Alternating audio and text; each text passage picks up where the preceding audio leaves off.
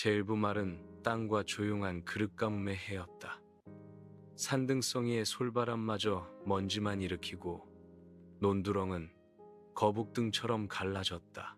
박춘삼은 새벽마다 마른 논을 굽어보았다.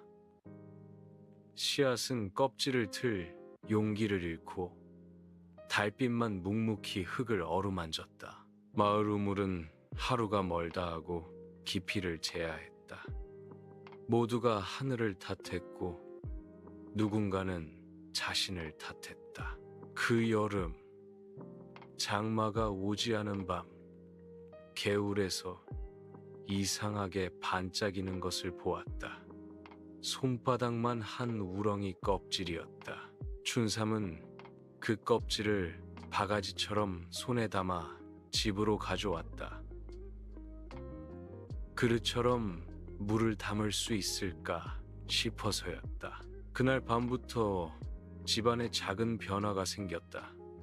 아궁이에 재가 고르게 정리되어 있고 말라 터진 장독의 뚜껑이 새끼줄로 단단히 묶여 있었다. 누구의 손길일까? 어머니가 살아계셨다면. 춘삼은 말끝을 삼켰다. 오래 앓다 누우신 어머니는 봄에 세상을 떠났다.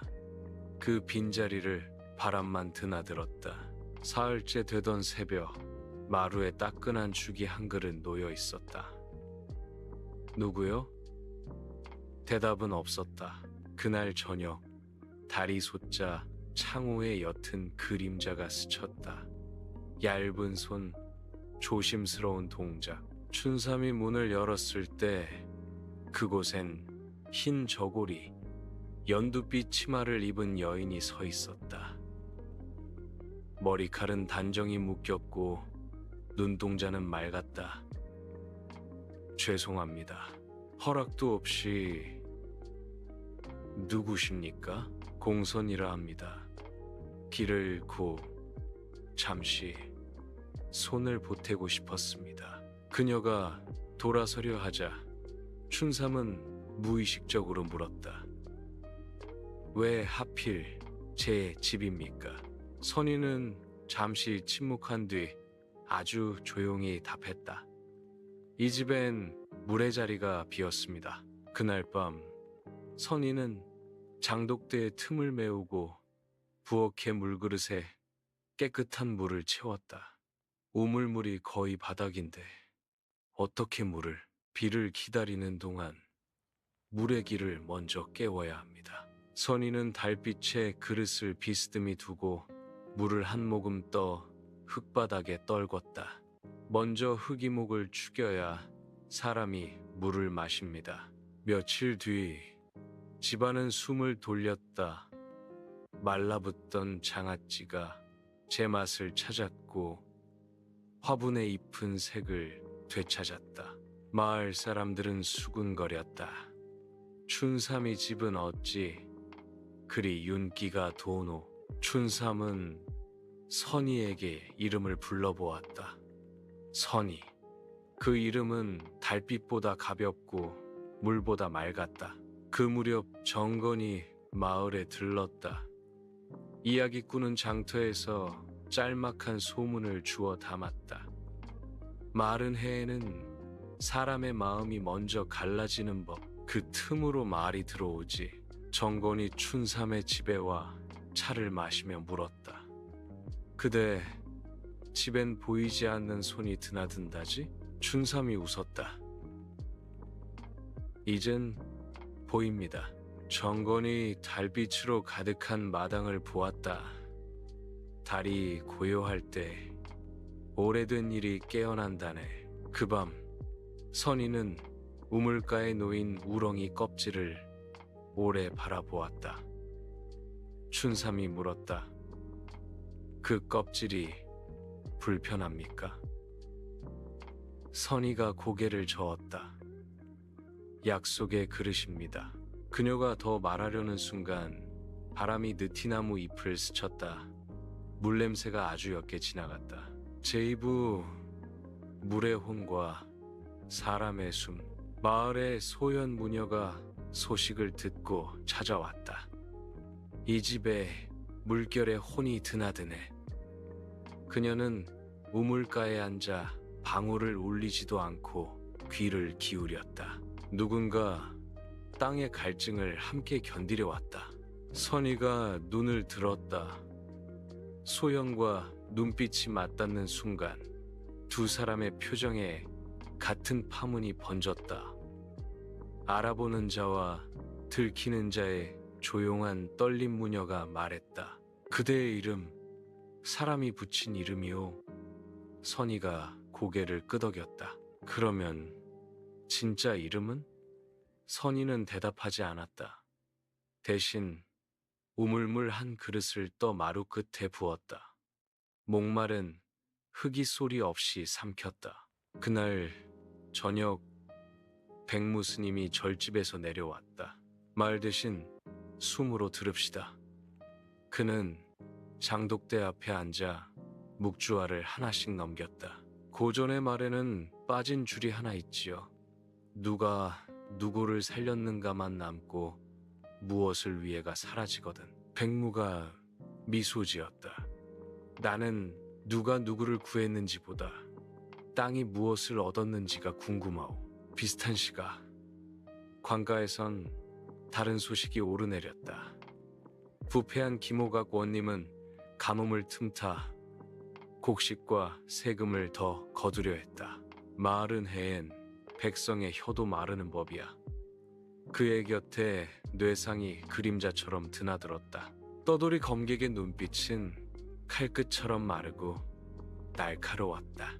정건은 장터에서 이야기를 풀었다. 옛날 우렁이에서 여인이 나와 집안을 일으켰다더라. 그러나 그 이야기에선 여인의 마음이 묻히고 남자의 행운만 남았다네. 사람들이 웅성였다. 그게 무슨 소리요? 그 여인은 남자의 복이 아니라 마을의 물이 빌려 쓴 사람의 모습이었지. 밤이 깊자 청룡이 나타났다. 소년의 형상을 한 물의 신령은 달빛 가장자리에서 서성였다. 그는 선희에게 속삭였다. 그릇의 약속을 다하면 돌아와야 한다. 선희가 미소 지었다. 조금만 더. 사람과 땅 사이의 빚은 오래 묵히면 탁해진다. 청룡이 사라지자 우물의 수면이 아주 조금 흔들렸다. 그날 소연 무녀가 춘삼에게 당부했다. 보지 말라는 약속이 있다. 그 약속을 지키면 길이 열리고 어기면 길이 닫히지. 춘삼이 물었다. 무엇을요? 그릇의 비밀. 그대가 궁금해하는 그 순간 물길이 끊긴다. 춘삼은 고개를 끄덕였다. 그러나 마음은 요동쳤다. 그의 가난은 오래였고 선의의 기적은 눈부셨다.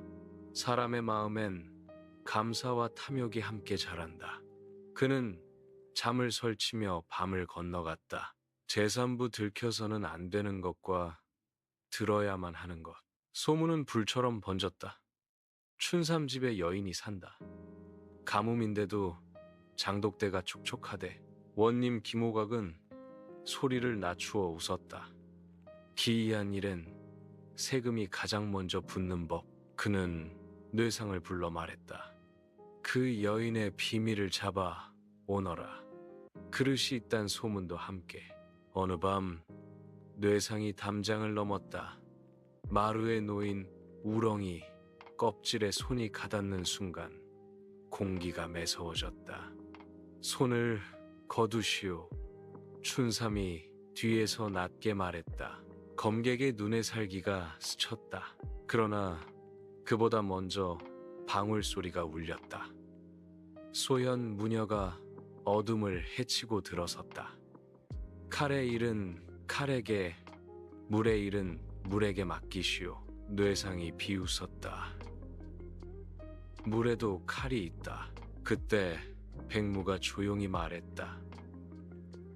칼은 끊는 도구, 물은 이으며 사라지는 길. 잠깐의 정적 끝에 뇌상은 칼집을 닫고 물러섰다. 오늘은 칼을 씻겠다.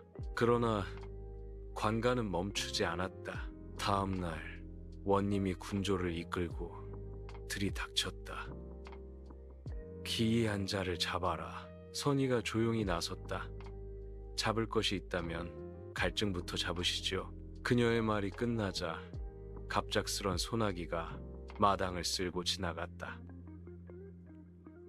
잠깐이었으나 물의 냄새가 돌아왔다. 김호각의 눈빛이 흔들렸다. 탐욕은 대개 미신을 무서워한다. 혼란 속에서 춘삼은 흔들렸다. 정말로 그가 본다면, 그 비밀을 알게 된다면 그녀는 어디로 가는가? 그 밤 그는 문틈으로 살짝 들여다보고 말았다. 달빛 아래 우렁이 껍질에서 옅은 빛이 피어났다. 선의의 형체가 서서히 흔들리며 물결로 번졌다. 그녀는 우물의 숨을 그의 집 안으로 끌어오고 말라붙은 것들의 물의 이름을 되찾아주고 있었다. 춘삼은 눈을 감았다. 미안하오. 그가 보지 않겠다고 약속했으나 그는 보았다. 그 순간 우물의 숨이 가늘어졌다. 다음 날 마을 우물이 다시 빠르게 마르기 시작했다. 장독대도 금세 갈라졌다. 정건이 말했다. 약속은 말이 아니라 그릇이지. 금이 가면 물이 샌다. 춘삼은 무릎을 꿇고 선의 앞에 머리를 조아렸다. 내가 잘못했소. 선의가 고개를 저었다. 사람의 마음은 궁금으로 움직이고 궁금은 사랑의 그림자이기도 합니다. 다만 이제는 돌아가야 합니다. 그 시각 관가의 이윤 대감이 도착했다. 상부의 명으로 김호각의 부정과 가렴주구를 조사하러 온 관원이었다. 그는 마을 사람들의 진술을 듣고 원님의 장부를 뒤집어 보았다. 마른 해에 세금을 더 걷다니 법이 아니라 탐이요. 마당에서 원님이 발을 구르며 소리쳤다. 모든 화는 기이한 여인에게서 비롯됐다. 이윤이 고개를 저었다. 모든 화는 기이한 욕심에서 비롯됐다. 밤 소연 백무장관이 모였다. 마지막 물의 길 닫기를 준비하기 위해서였다. 청룡이 다시 나타났다. 그릇을 돌려주면 물길이 다시 열린다. 다만 사람의 마음이 함께 열려야 오래간다. 춘삼이 물었다. 내가 무엇을 하면 좋겠소? 청룡이 답했다. 듣겠다고 약속하라. 비가 오지 않는 해에는 먼저 서로의 숨을, 물이 많을 때엔 서로의 그릇을. 제사부 우렁이, 각시의 진짜 이름. 마지막 밤 우물가에 작은 단이 차려졌다. 술 대신 물 한 그릇, 고운 흙 한 줌, 그리고 우렁이 껍질. 소연이 방울을 울리지 않고 말했다. 오늘은 부르지 않는다. 돌려보낸다. 백무가 더했다. 잡는 예식이 아니라 놓는 예식이다. 공선이가 우렁이 껍질을 두 손으로 들었다. 나는 사람으로 불렸고 사람으로 살았다. 그러나 나의 또 다른 이름은 물의 자리였다.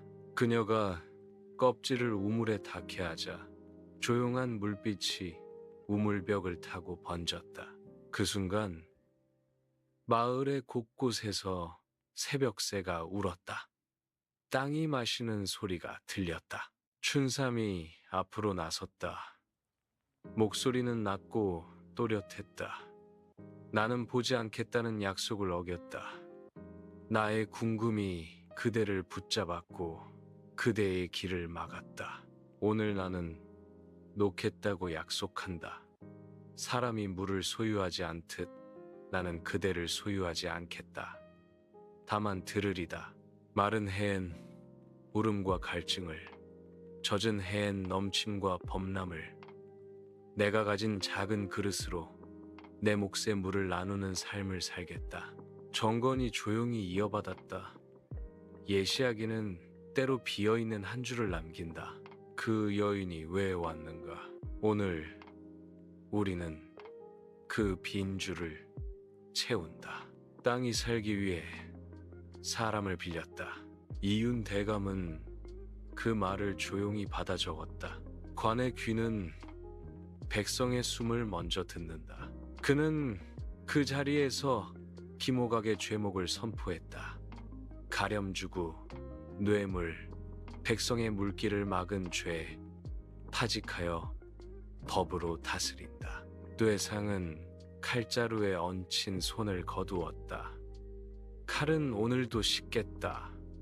그의 눈빛엔 처음으로 안도가 어렸다. 우물가에 청룡의 숨이 내려앉았다. 선의가 마지막으로 춘삼을 보았다. 당신은 가난했으나 마음을 나눌 줄 알았다. 가난은 혼자 오는 것이 아니고 물은 혼자 흐르지 않는다. 그녀가 우렁이 껍질을 우물 깊숙이 밀어넣자 한 번도 본 적 없는 맑은 물줄기가 솟구쳤다. 사람들이 탄성을 삼키는 사이 선의의 형체는 물빛으로 흩어졌다. 그 흩어짐은 사라짐이 아니라 돌아감이었다. 그 후로 마을엔 두 가지 약속이 생겼다. 하나, 마른 해엔 먼저 서로의 숨을 듣는다. 둘, 물이 넘칠 때엔 먼저 서로의 그릇을 본다.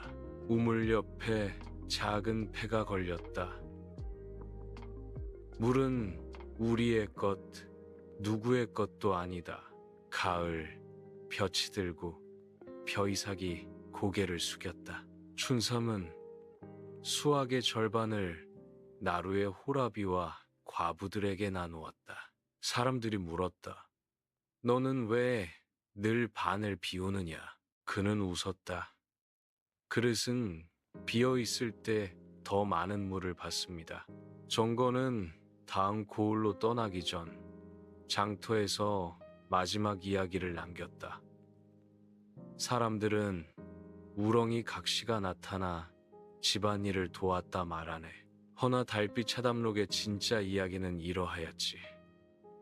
우렁이는 그릇이었고 여인은 물의 자리였다.